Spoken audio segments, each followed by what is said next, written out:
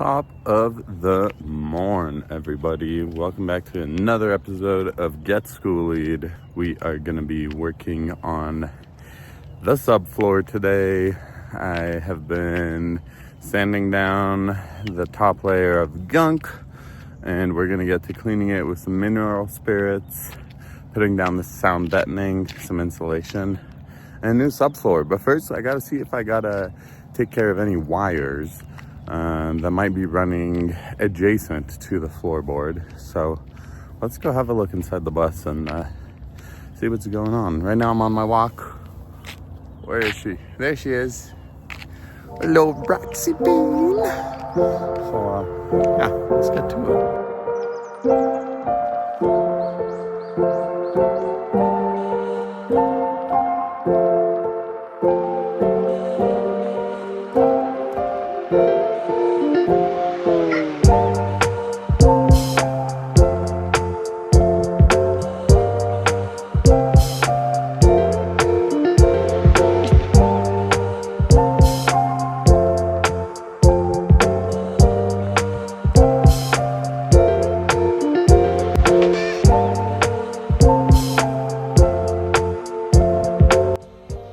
Alright, so I have been wire brushing the bottom sheet of aluminum on the bus, so this is how this side looks, which is really exciting.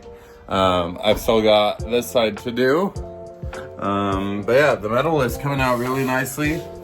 This is gonna get a coat of primer. I'm gonna fill up all the holes before then and use some aluminum tape for the smaller ones. I saw a lot of people just use pennies and silicone to patch up like some of the bigger holes. So that is the approach I will also be taking. You know, it's gonna take 50 plus years for that puppy to corrode anyways. So yeah, really excited.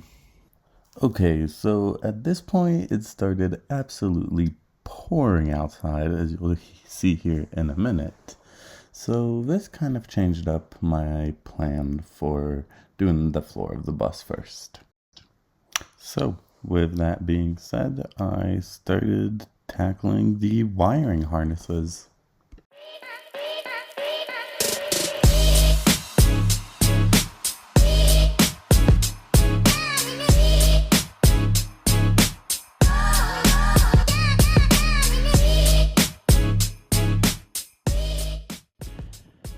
So this pile of cables came from in here, but little do you know, everything wrapped in that blue tape is also getting cold. So we went from like having 20 wires running through the back to having 1, 2, 3, 4, 5 wires. So things are looking up. Let's get to it today. I pulled out these refrigerant hoses. So these guys run underneath the bus. There's one on both sides. There's a entrance and a return.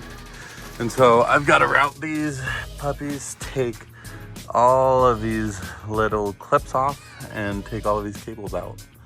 And then any cables that kind of like dead end, like this one right over here, those I trace all the way back to the wiring harness and I snip it there. So all of these wires currently here that will be coming out run along this harness, which goes back behind here and into here. And I believe it runs down in this part of the bus and comes down to connect to all of these different harnesses.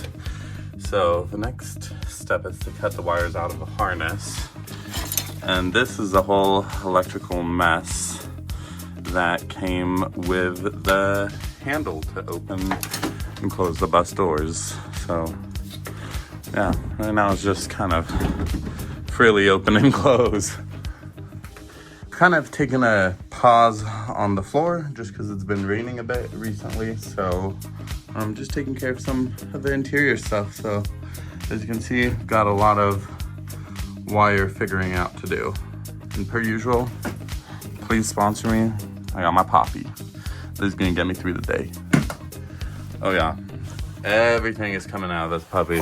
Also, look at all of these extra freaking harnesses and wires, and just the way this bus was electrically designed is very much so confusing. But I started the bus yesterday, so that means I didn't cut any wires that are too important. So yeah, we're gonna see how it keeps going.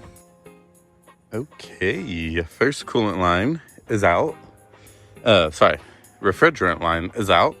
Coolant lines just came out, and I've got my little U right here. So this will allow the coolant circuit for the engine to bypass the little heater I removed. And so I just bought this little U online. I think you can get them at AutoZone, and just kind of put 2 clamps on it, and it just does a little U on itself. And I added back those little pieces for insulation and protection from just roads, from the rocks and whatnot. So this is how the bus is looking underneath. There's lots of cables that still got to come down. So we're gonna keep working on that. So after working in the bus all day, I got about 20 pounds of wires out, and tomorrow I got probably like another 50 pounds to remove. So we're gonna keep trucking forward, see how it goes. Boop, boop, boop, boop, boop.